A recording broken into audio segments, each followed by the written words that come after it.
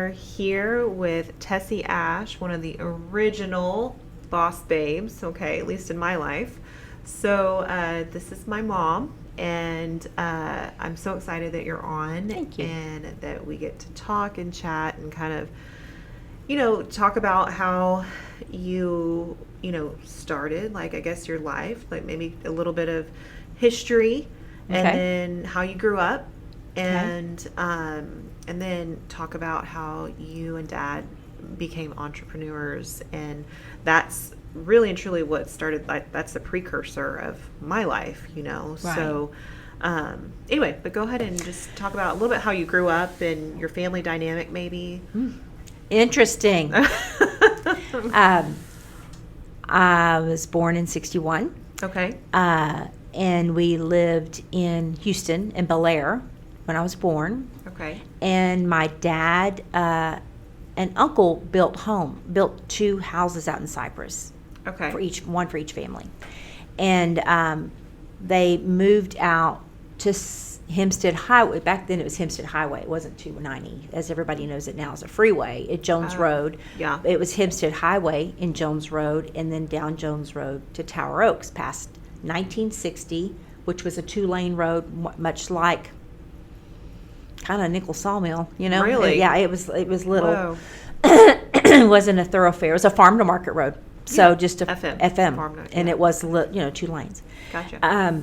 And we moved out there when I was, I think, a year and a half. Okay. And then I have 4 sisters. And There's so 4 sisters? Yeah, there's 4 sisters. You have 3. There's 3 sisters, 4 kids. Uh-huh. And Daddy got sick when I was 4 and passed away with cancer. What kind? Well, back then, they didn't know he had cancer till after he died. He got sick in October and died in February. Oh, wow. My sister Margaret tells me it was lung cancer, but he had a really big tumor at the base of his brain. And then after he passed away, the autopsy showed that his lungs were full of cancer. So I don't know. Huh. He worked in the shipyards. I don't know if he had the mesothelioma or whatever, but he got sick really quick and he went really fast. So Mom was left with 4 children, and I was 4, and then there's Mary was 8, Linda was probably 10, and Margaret was 12. Okay. I think somewhere in those yeah, right. young, very young. Yeah. So Mother went to work and filled my dad's shoes at the family business, which was what? outdoor equipment company. Okay. They made swing sets and slides, and it was all like the galvanized park type equipment. Yeah. In fact, we have a set out in our yard Okay. at home. So we have a slide and a swing, and we have 2 porch swings. Those all came from outdoor equipment. Okay. Anyway, so Very cool. Mother went to work because there was a partner, and the partner initially was an uncle, a great uncle Okay. of mine, which would be an uncle of mother's aunt's husband. And he had started outdoor equipment, and then Dad worked with him, and a lot of the family worked with him. So he worked, but he gained 50% partnership Okay. through working. And he opened up another location out on Hempstead and Jones Road, hence us moving to Cyprus. I see. Okay. So back in the day, we think now that's just busy. We had to drive to Gessner and Hempstead Highway to go to the grocery store Oh, snap. at Fairbanks grocery store. Wow. So for Right those next who door are to the- not from the area, how many minutes or miles is Oh, well, back in the day, if you're driving the cars that they drove, it took you an hour to go to the grocery store. that? Yeah. Okay. So, I mean, the roads weren't like they are now. Jones was 2-lane, and it was slick as could be. Really? When it rained. Dangerous. People were always having wrecks on that road and stuff. Okay. So it was just a 2-lane kind of asphalt. With the Crazy. Yeah. Yeah. Oh man, just to think about that road and how Much developed traffic. it is now. Yeah. Crazy. I know. Okay. It is crazy. Okay. So anyway, lived in Cyprus till I was probably 10 or 11 or 12, somewhere in there, and moved to Spring Branch. Okay. And then Mother bought a townhouse, and we lived in a townhouse because it was easier for her to keep up because our house in Cyprus had an acre and a half, and it was a lot for a lady and 4 young daughters to maintain. So then I went to Northbrook Junior High, Northbrook High School.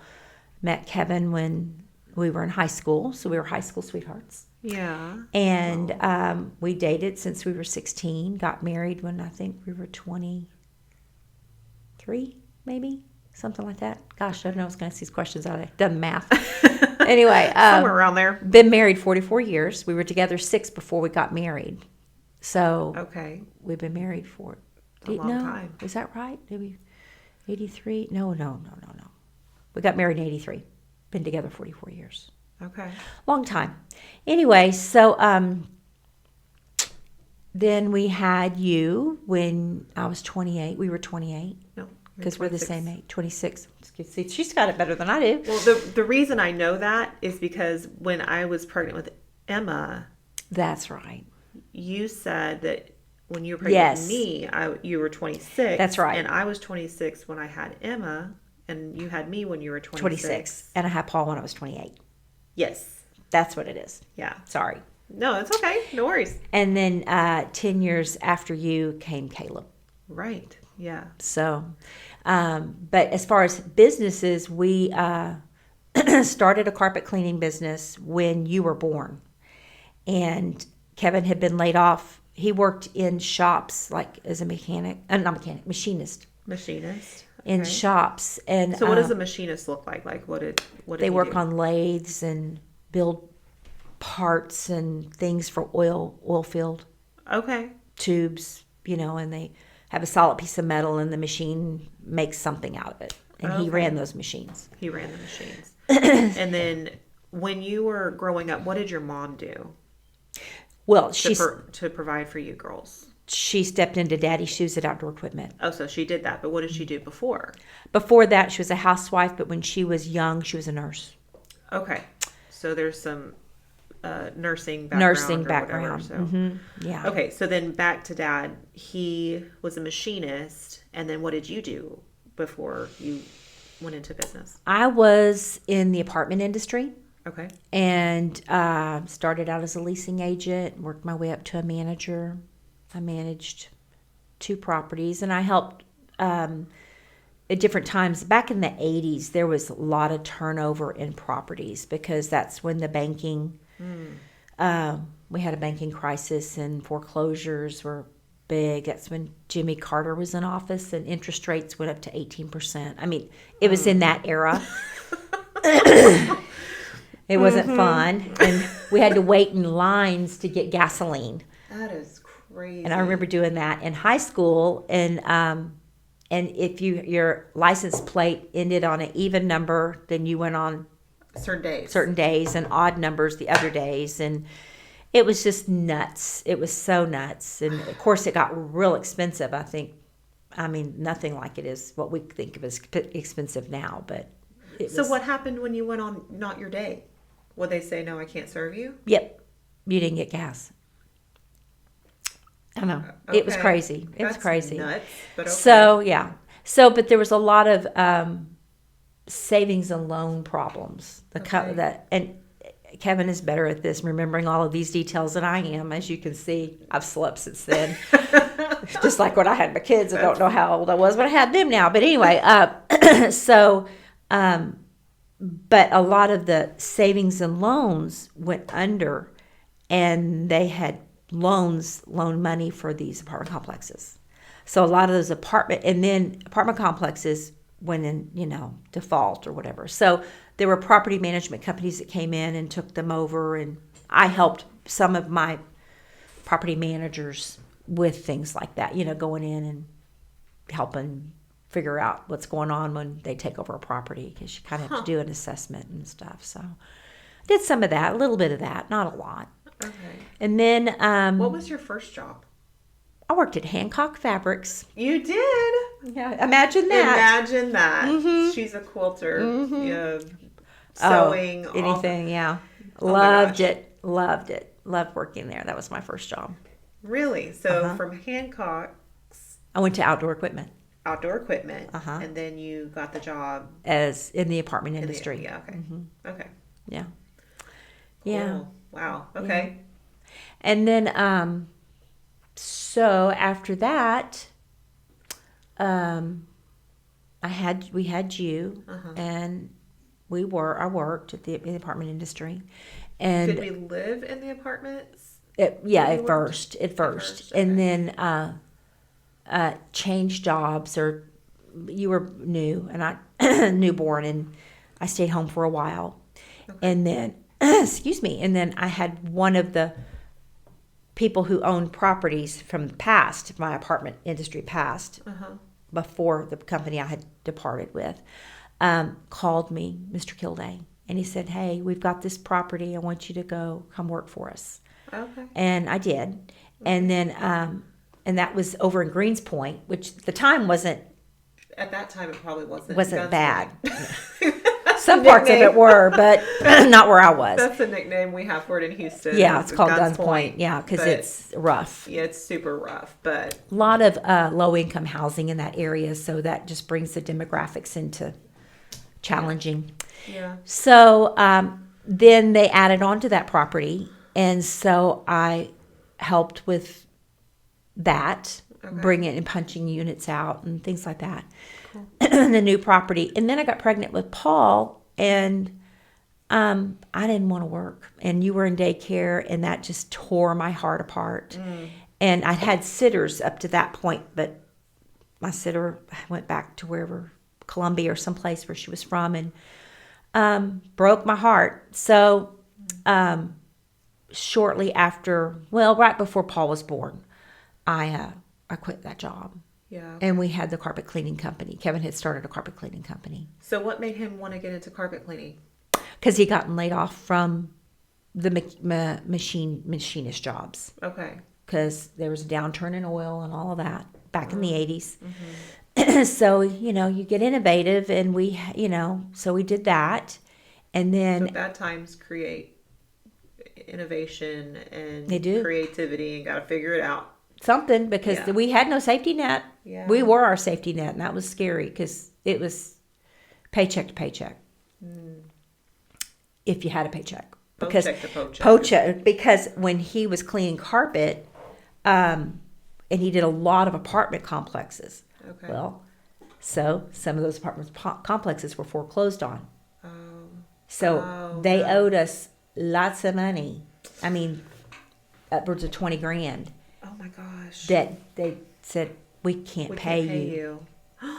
Yeah, and that's like, Oh my gosh. So I became really good friends with the accounts payable manager with them. You have a way of doing that too.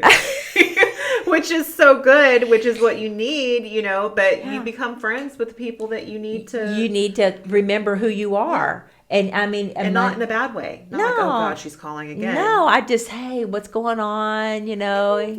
What's going on? I just kind of need to know if y'all can send us anything. We really would appreciate it. And they wound up eventually paying the bill off, which thank you, Jesus, because we needed it. Yeah.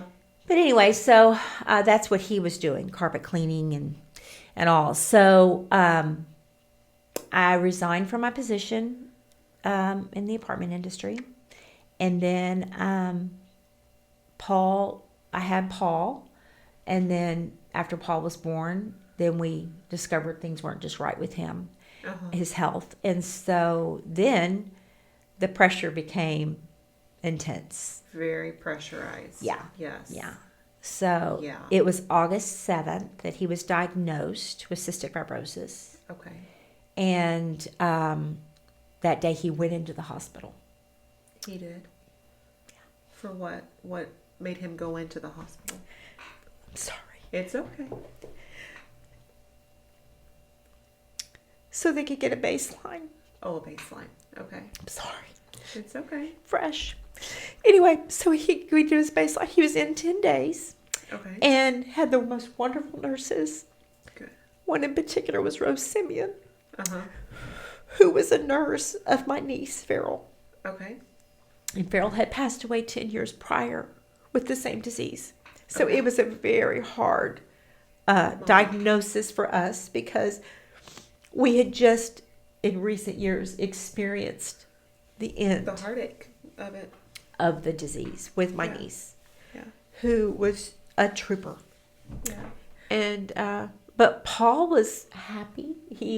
After he started getting nutrition, because he Would wasn't. just scream.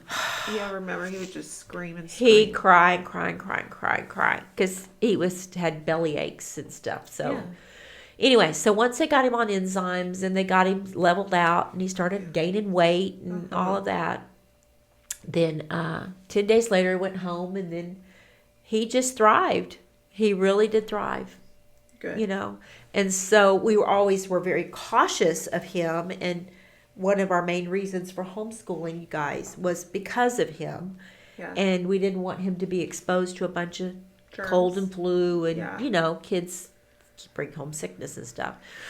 Sure. And so I thought homeschooling, of course I'm a homesteader at heart, so I like all of that, doing everything back the old ways. And so we did, and we met wonderful people, made wonderful friends that we're still friends with this day in the homeschooling community, and Pat and Carol Bartholomew, and the Schoenvogels, and I remember. So Dad was out working and doing his carpet cleaning, and then I remember being the house at Camberwell, which was the Memorial Chase. Yeah. Right? It was our first house. We bought that for $43,500. Amazing. Yeah. 3-bedroom house, and foreclosure. Because of the times that we had just come out of, it was a foreclosure, and so that was our first home. Yeah. And it worked out. It was a God thing. Yeah. It was a God thing. So how that worked out. Yeah. So from there you went to moving, like you were in an apartment. Yeah. And then you moved to your first home, which is off of Camberwell. And I remember that house. All the time, not all the time, but ever so often, even nowadays, I still have dreams about being in that house. Really? Yeah, and it's me as an adult, or that's so funny. It's so weird, and it's just like the weird. I remember the trees, and I remember the pastor's house, like the Megan pastor and Vivian and Steve. They were our neighbors first. Yeah. And then I remember across the way, there was a white house that was the pastors at Victory. Yeah. And Bechtol's. Okay. John and Verda Bechtol. Okay. And I remember then, and then they moved, and then there was the Dews that moved in. And then I remember the front yard. We played a lot in the front yard. And then I remember the backyard, and there was a bayou behind the back. And then I remember the swing set, and then there was a gate that opened to the side of the house. Yeah. And I remember Paul and I would play out there, and I remember...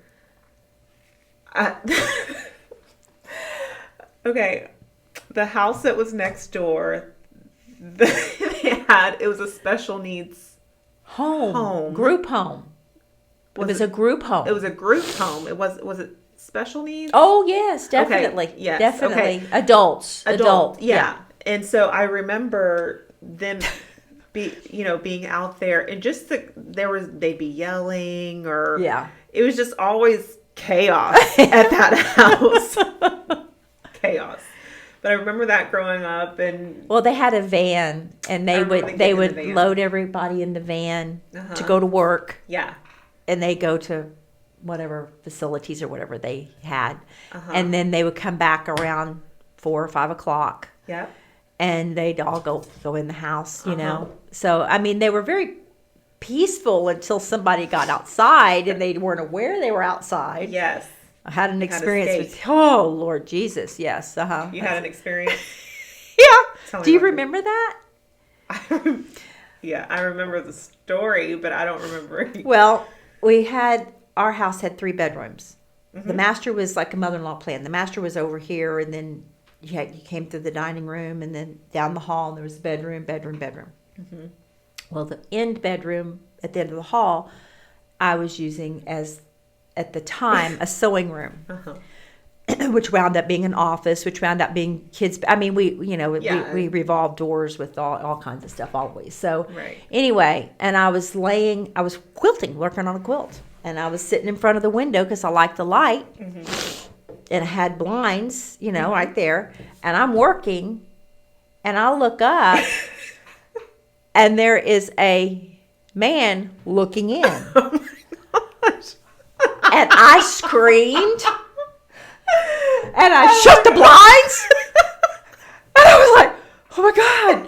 So I think you were in the room with me. Yeah, I don't know if I remember the story or I remember it happening, but I remember you screaming. Oh yeah, but I mean, I'm just looking, and then I look up through the blinds, and then, oh Lord God, yeah. So that was somebody had gotten out, and they didn't know they were. Yeah, they didn't realize he had walked outside. Oh my gosh, so funny. Freaked me out. Yeah. I mean, and we didn't have a relationship with we would say hi, how you doing or whatever, but the workers weren't friendly, and that's not their job. Their job was to take care of the patients and not be friends with the neighbors, but it was hard to understand what the dynamics of what was living next door was. And basically they were just adult Down syndrome people, special needs. But back then it was like, well, you just didn't know. You don't know. And nobody would tell you. They're like, how do I juggle this, Yeah. But okay, so I remember, and I was telling you this a little bit earlier, but one of the memories I have of that house, and we were homeschooled, so it was at the end of the day, and I was in the living room, and we were watching TV or whatever it was. And I remember you in the kitchen, the light was on in the kitchen, and then the garage door was open, so I could see the light coming in, like natural light coming in through that door. And I remember you were in there cooking, and you always have your towel over your shoulder. And the phone rang, and you said, and it was one of those with the cord that, like the super extra long cord that we can go all over the house. Yeah, pretty much. Because I was chasing kids too. Well, yeah. So you had to have the extra long one, and you picked it up and you said, Century Carpet, Tessie speaking or whatever. And you were in there and you were cooking, and we knew that any time that the phone rang, we had to be quiet because you were basically running the business from your house and then homeschooling kids. And you were cooking dinner, and I remember it was like spaghetti or something. It was ground beef with garlic salt and pepper, and it's the best smell ever. It just fills the house. But I remember that, and I mean, even to this day, you still do the same thing. You'll be on the phone, and then you're holding Liam or Eli or whatever. Got a baby on my hip. Baby on your hip, doing the thing, and just. But I remember, like that was our life. That was normal. And you were just like bossing it up. You know what I mean? Like taking care of business and feeding your family and cleaning the house and homeschooling the kids and just covering everything. Yeah. Just covering the whole thing to make it work. Yeah. And like, that's where I feel like we get our thing and our, work ethic, really. I mean, on how to do things, how to be moms, how to, like, I remember seeing that, and you did it with such, I mean, it was, some moments were pretty hairy, but you do it with such grace, grace for the people, grace for the moment, grace, and I feel like that's such a gift that some people just don't know how to.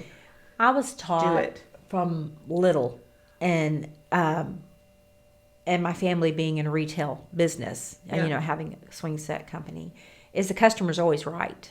Yeah. Now, we know they're not always right, but you want to be sure that they have the ear. Yeah. That they can at least express themselves, and you treat them with dignity, and you look at their situation, look at their vantage point on things. Right. However, that is sometimes nowadays people don't have that character. No.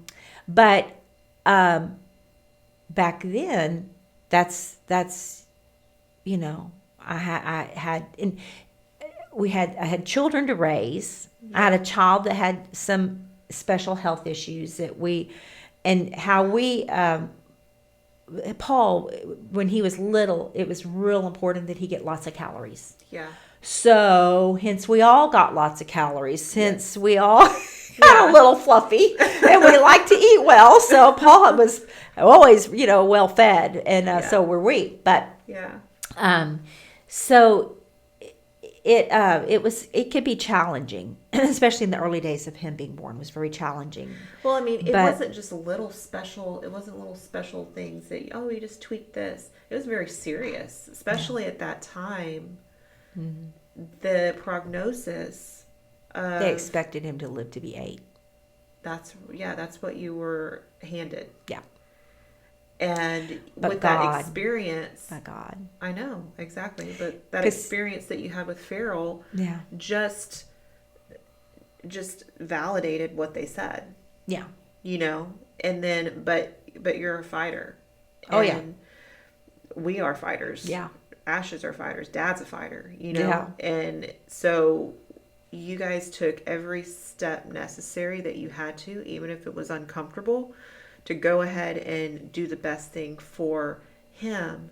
And then the whole situation, the whole family dynamic as well. Mm-hmm. Was it hard? Hell yeah, it was. But it was worth it. Fighter is one word, but we're not quitters. That's right.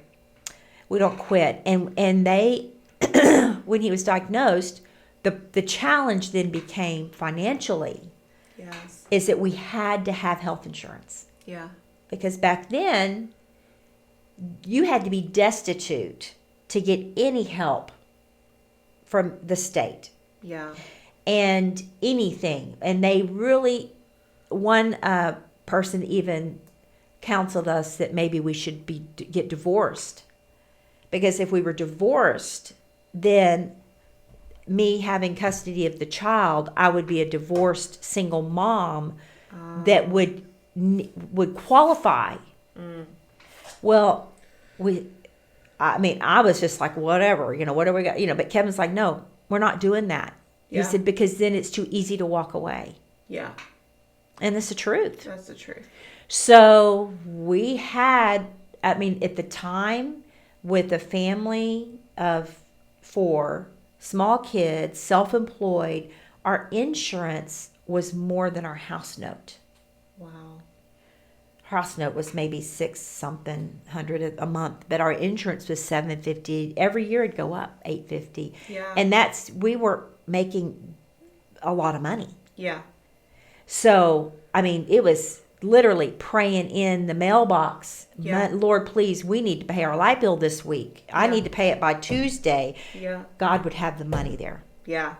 It was hard, but when you go through those hard times, you're building muscle. Yeah, that faith muscle. The faith muscle. Mm-hmm. And just watch God move. Yeah. And Kevin worked all the time. Yeah. He'd get called out at 1:00 in the morning for a flood. Someone's house flooded. Yeah. Oh, he'd go, and he'll say it to this day. I'm crawling around in dog piss, but yeah. When a house floods and they have pets, then and some people aren't very clean.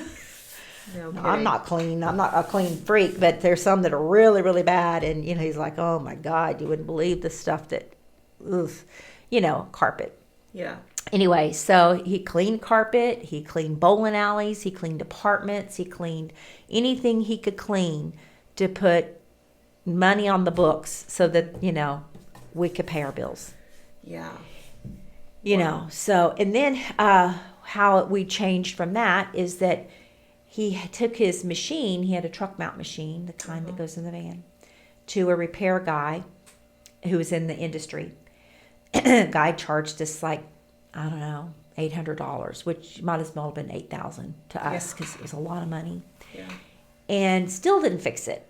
So one Sunday afternoon, Kevin's out there working on it, looking, and I'm standing there at the truck, the side of the van with the door open. And he goes, I'll be. What? He goes, it's a wire. Okay. A wire was broken or burnt or something. He replaced the wire. Machine worked fine. He goes, if I can do this, if he can do that, I can do that. Yeah.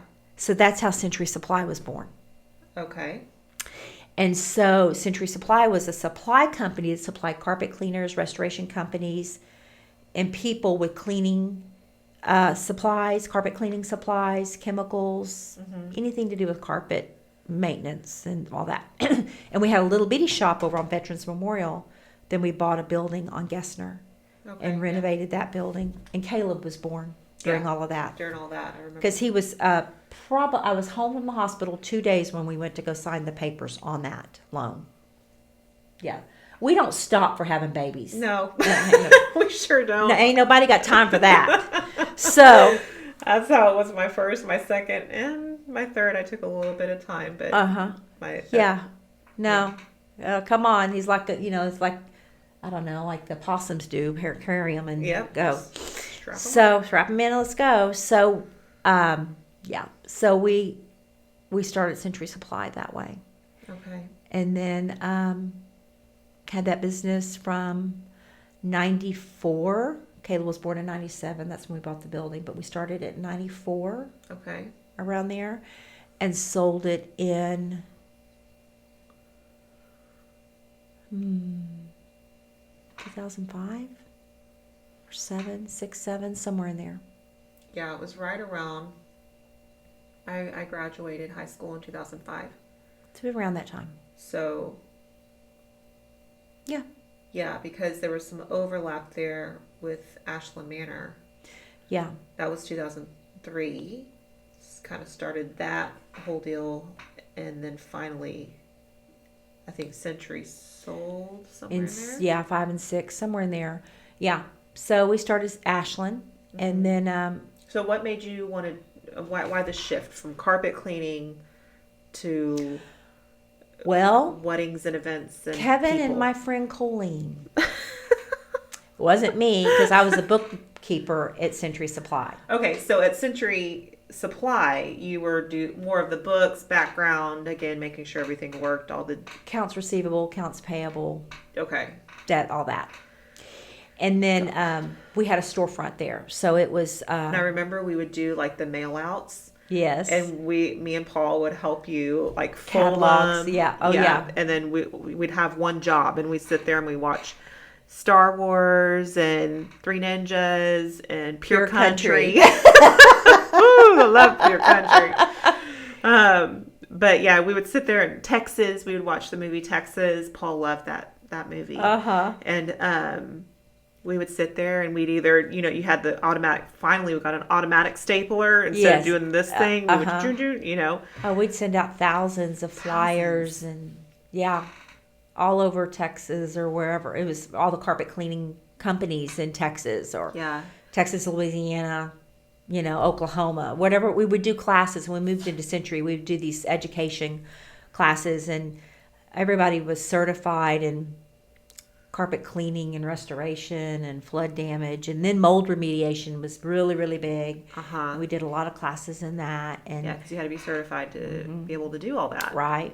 Yeah, and so it was a really good business. I mean, but it took a turn when the internet came in the scene, when people could buy directly from our suppliers, instead of coming to the mom and pop store. Yes. So when that happened, Kevin said, we need something else. And I'm just like, oh, no, we don't need another business. God, please no. And so he and Colleen, he and Colleen were always talking about event centers.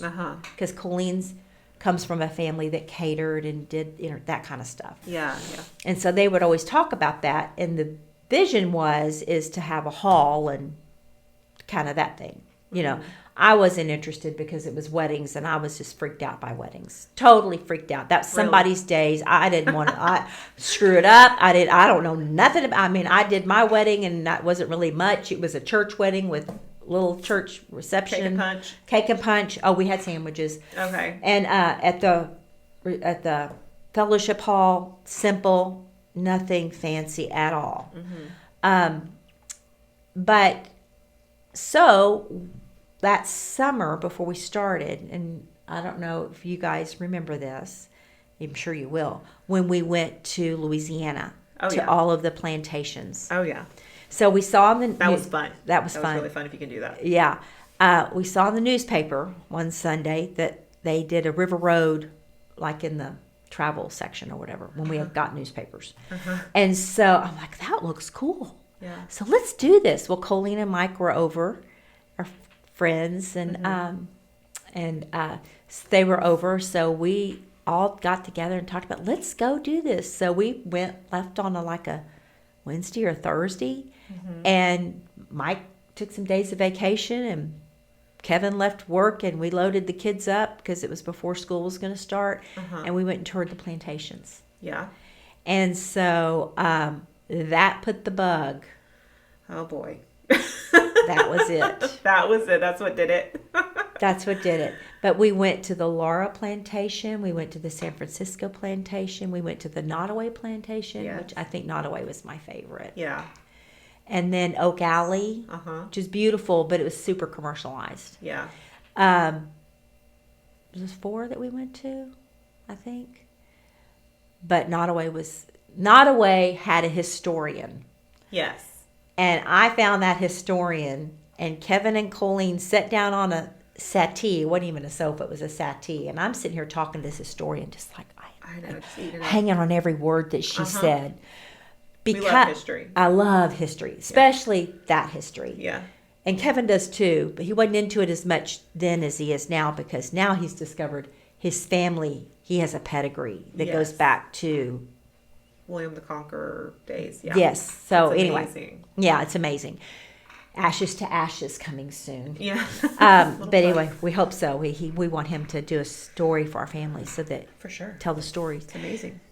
But anyway, so I'm this historian. The people who owned the Nottoway, the second owner had just passed away that week. I remember.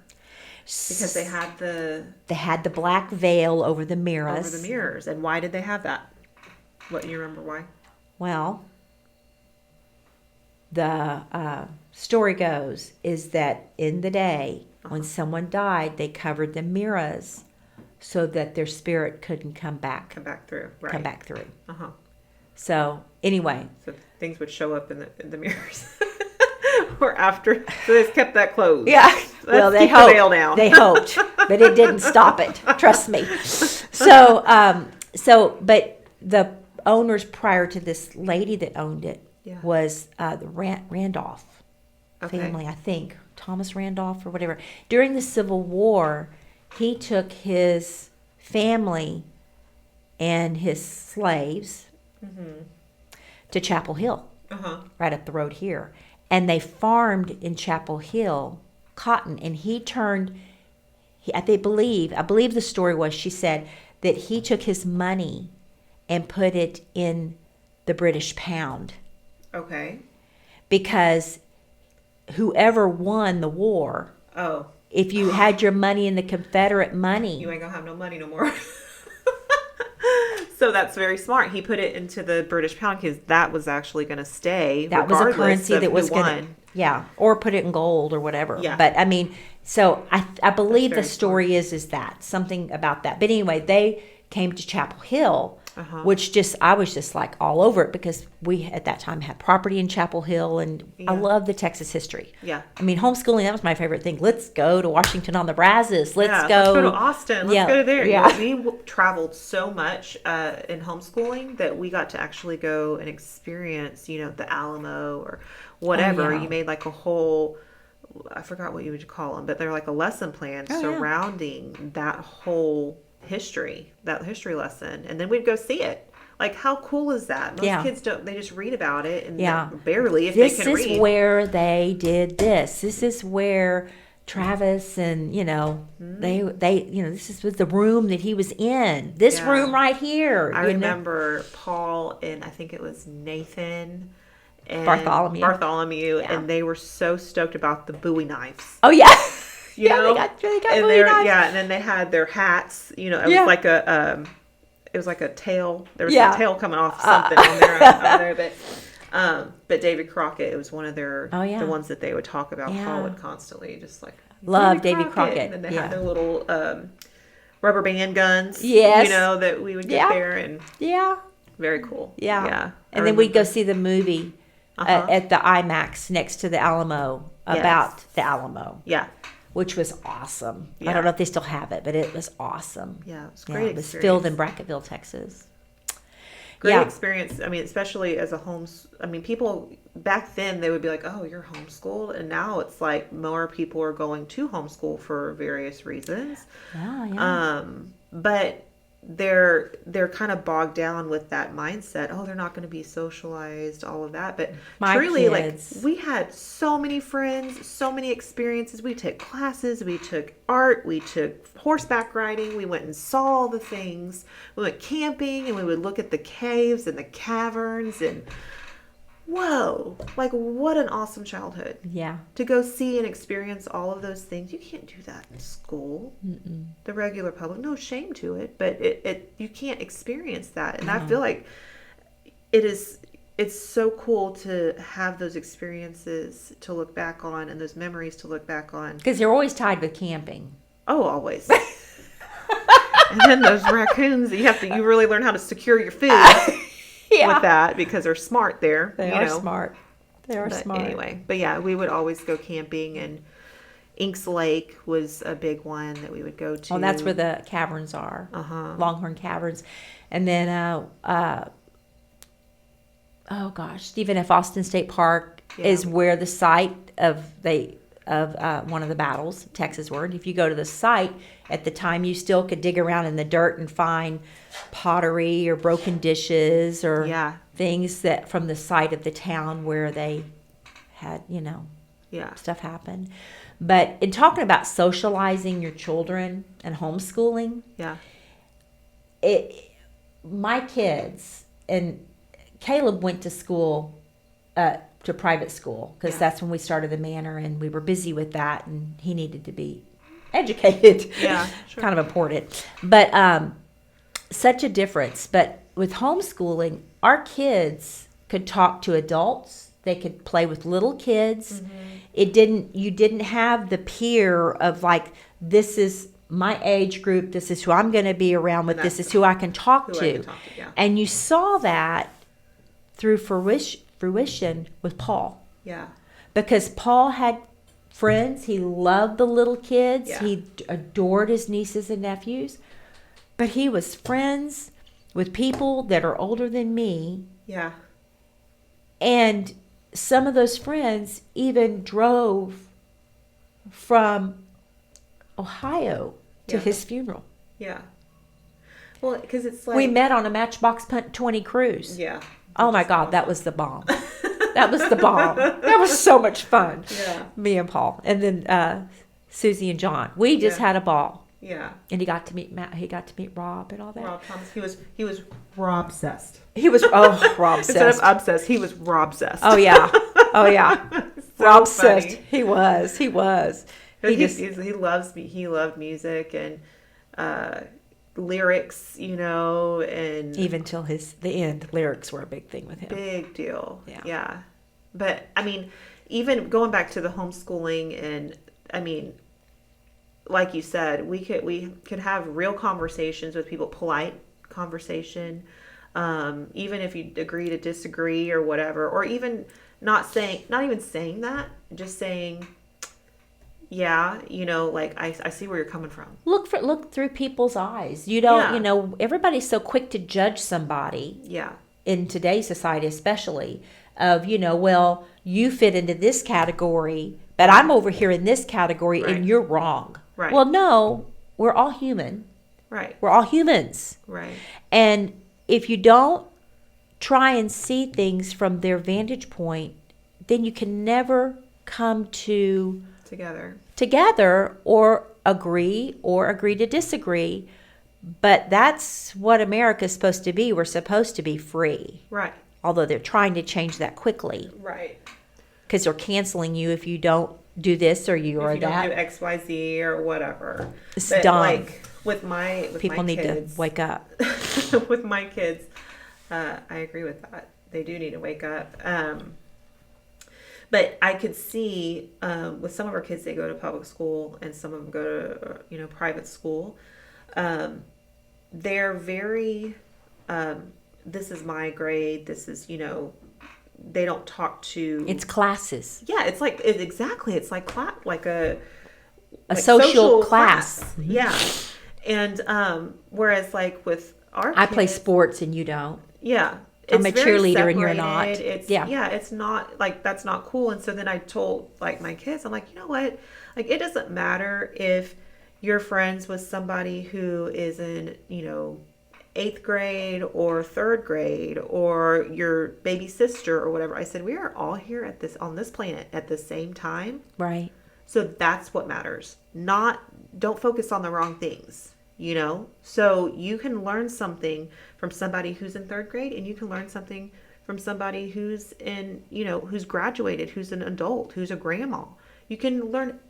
That's why you're here, is to learn from each other and love on each other. Just because you have a conversation, some things, if I'm having a conversation with somebody or whatever, and I've already heard the story or I already know this, and I just have to check myself because there's always something you can learn from somebody, or even if you've heard it before, you may not have heard this version of it before, right, or whatever. But it's important because don't discard people because you don't think they are what you need to be around. Right. Because you can always learn something, you can see something a different way, or you might be in a different spot in your life and it might hit you different. And later on, you may go back to that memory and think, oh, I get it. Yeah. Yeah. It's just that when we would have in the wedding industry, and I know our time is getting short, but when we had our venue, there were some people that were just struggling. They're clients, and they would display attitude or whatever, or whatever. And you never know why somebody's at where they are in their family dynamics. Weddings and funerals and babies being born and holidays are pivotal times in a person's life. You'll remember what happened 2 Christmases ago.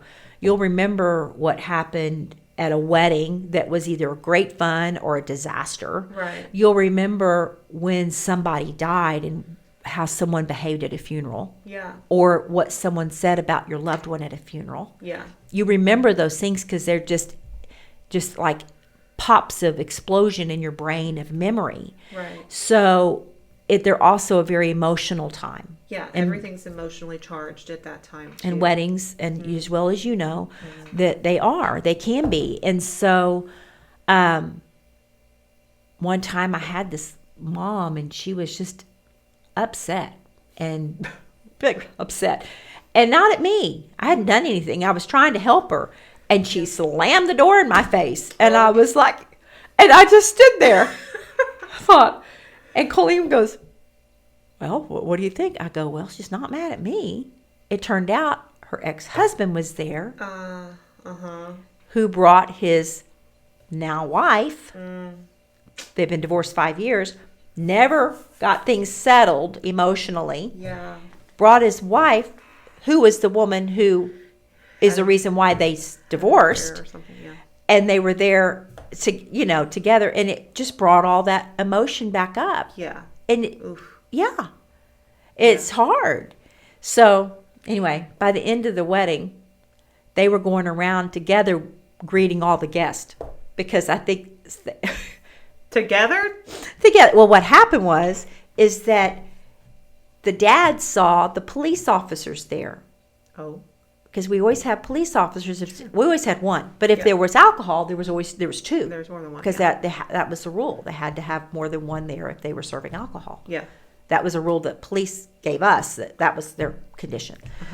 So the guys show up, the cops show up, and they're doing their thing. Well, the dad thinks It's because of him. it's because of him. Oh.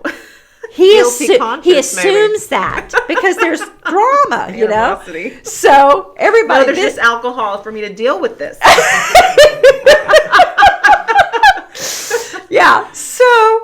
So we, Colleen and I, my sidekick, we're walking from the house to the hall, and the dad is walking kind of alongside of us, and the mother of the bride is walking toward us. So we're crossing paths, and as we're crossing paths, he growls at her. Like that. And she just takes off. Well, then I had to ask her a question or something, so I turned around because I was a coordinator. I turned around. Colleen was going to the hall. She was going to the hall to do her job because she was the event coordinator. So I go turn around and go to ask the mother a question, and that's when I go up to the room where they're, all the girls are getting dressed, and that mother looked at me and just like, bam, slammed the door in my face. I was like, well, okay. But she was hurt. She was hurting. That was unresolved issues. So when you're in that industry, either you take it personally or you start thinking like a counselor. Yes, yeah. And you start learning dynamics and how this is going to affect that. Oh, the dynamics. And then you start seeing patterns and then you're like, oh, it's this dynamic again. Okay, we're going to probably deal with it this we're going to, way. and oh yeah. And a lot of thinking on your feet. Yeah. Quick. Yeah, quick. But anyway. Sink or swim. Yeah. Go hide out in the kitchen. Right. They're mean out there. They're mean a minute. But but that was that. By the end of the wedding, everybody had relaxed, and the wedding went off without a hitch, and everybody was happy, and then they kind of, I think they just thought, okay, give it up, and so they were going around and meeting their families and stuff together, which we'd sit at the table after our job was done, and we all had a little table set up for the coordinators, and then we watched how dynamics were unfolding. And it was all right. It made the bride's day good. And that's ultimately what matters. And that's what we're after. Yeah. Yeah. That's at the end of the day. That's what needs to happen. Yeah. And they have a good experience, and they go home, and they have good memories. So we would work together quite a bit throughout the years. I've been doing this for 21 years. You had the business for 20 years, and then you sold it, right? Yeah. So you sold it how many years ago? 2 years ago. 2 years ago? Mm-hmm. And but we wouldn't hide it, but we wouldn't make a point to tell people that we were related because there was just so much. People are weird, first of all, and they would make things like make it weird. They would make it weird, and they'd be like, "Oh, well, that's why you're pushing, or giving us the option of exquisite because that's your daughter, And so it just invalidated my business as a whole when that would happen. And then plus we would honestly get more information if there was something going on one end or the other, or they came up and complained about somebody's hair or whatever. I'd get a phone call or a text and be like, hey, so-and-so is not happy. You might just follow up. And so then I would go check on them and tweak it as needed or whatever needed to happen, or vice versa. If somebody came in and was like, that, so-and-so is so mean to me, and there's so much drama, and they're not doing what they're supposed to be doing, or whatever it is, or they're not here yet, or all of that. You hear any time that someone can complain and they're that type of personality, they would find just the smallest little things, but they would make it a big deal. Especially if they're already stressed because they've already got stuff going on. Yeah. Whether it's self-inflicted or not. Yeah. Because sometimes, that's back when, it was the bridal shows. Oh. Mm-hmm. What is that name of that show? Bridal Extravaganza. No. Those, not those. When they would have the Perfect Wedding Guide.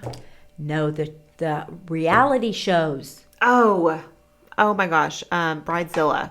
Okay, so when that, No. We don't allow we would say, I'm sorry, we don't allow bridezillas at Ashland Manor. What can I do to help you? Yeah. Let me help you. Yeah. Because that kind of created a culture Yeah. of the bride of that time. Ugh. And they thought that's how they were supposed to act. Unreal. Which, well, and all of that's scripted. You It know, is. come on. And they Any make reality drama. show If you is don't have drama, they make drama. Oh yeah, and then you have people that just want to be the drama, you Sure. know, because they're, for whatever reasons, you know, they whatever. But and I loved all of our brides. You had some of the best brides. Loved them. Really. I prayed those brides in. Yeah. We prayed. God, send us the brides you want us to have, because we Yeah. want their day to be good, and we want to make it good for them. Yeah. You know, so we would do that. So when you first got into the wedding industry, you said you were scared. There's a hair right there. You said you were scared, and then we went to a bridal show, and then what happened? What made you more comfortable to... I met Janice and Nancy from Butler's Courtyard. Yeah. And Angels. oh my gosh. That's what they were. Heaven sent. Yeah. Yeah. Nancy Yeah. Richards and Janice And Wilson. she taught you how to do a They wedding. took Colleen and I under their wing, Uh-huh. and they brought us to their venue. Yeah. They opened up their books, showed us how they build their clients, showed us where they ordered their tables and chairs from, showed us everything. Yeah. And then we stayed with them, and we did 2 rehearsals and a wedding. Yeah. And so we would just put on, when it came time for us to do those, when we started booking weddings and doing weddings, scared straight. Yeah. I mean, I'm not going to say the word I'm really thinking, but you know what I mean. You know what I Scared to mean. death. I would say, okay, I'm Nancy today, and I would just go, and I had a checklist, and we still are about checklist, and Yeah. I made a particular sheet. First it was 1 little sheet, then it became 4, and then it became 8 sheets, and we filled them out, and everybody got it. So it was by the time we were up rocking and rolling, it was a very well-oiled machine. Smooth process. And Yeah. every That's vendor so that good. came to Ashland Manor when Yeah. we owned it Yeah. said, y'all have it down. Yeah. And you did. And we did, because we had enough mistakes to freak me out to create another checklist, to put this, we need to put that on the list. We need to put Yeah. this on the list, you Yeah. know. I mean, down to the music, down to I ran the music for the ceremonies until we did the chapel. Yeah. Well, no. Before that, the DJ started running it, but I did it for a long time. So I was wedding coordinator, and I was sound person. Yeah. I would go start the music, go get my bride, bring her out, bring the girls out, line them up, tell them what to do, Yeah. and then I would be standing at the sound booth going, go. Yeah. And I'd hit the music, and they go, and then I'd bring it down, and I'd go back to the bride, fluff her dress, make sure everything was right. Her bouquet needs to be low. Yeah. Hold your hand at your belly button. Yeah. They always come here. Yeah. Anyway, so They're scared too. I know, and then I'd say stand right there, and I'd go back over to my soundboard, and I'd hit the button, and then she'd go, and it was, some of them were really, most of them were always touch my heart, but Yeah. some of them really touch my heart. Yeah. Some of them were just fantastic. People, the People, stories, Yeah. beautiful. All of them were beautiful. Yeah. Some were very simple. Some were very extravagant. Yeah. But you got to see, I feel like the facility itself, you could go whichever direction you wanted to go. If you just wanted to keep it casual, it was very elegant casual. Or if you wanted to amp it up and do all the things, you could absolutely do that, you know. Yeah. But it was a great experience. It was like, I've learned, I know our family's been through all the things, you know, and just hearing the stories, and just every weekend it was something else, you know, that happened. And I come home from work, Kevin, go, okay, what happened tonight? yeah, what happened tonight? Tell me. Oh yeah, there was always. That's a whole nother. That's a whole nother show. story. We'll get back to that, but at some point. But I really love how you guys have drive, how you've raised us. Thank you. That even with my kids, you know, I want to instill experience with them in their lives. Even though they're going to a private school, it's a little bit more flexible, but it's kind of the same experience, because I feel like it brings so much depth to them as a person, you know, and then able to connect and learn about just being a constant learner, you know. Yeah. I love that. But thank you for coming on. Is there anything that you want to add, or just as Thank we you close. for having me. Yeah, of course. For having me. It was fun. Yeah. Until next time. Until next time. Okay. Yeah. All right. Bye-bye.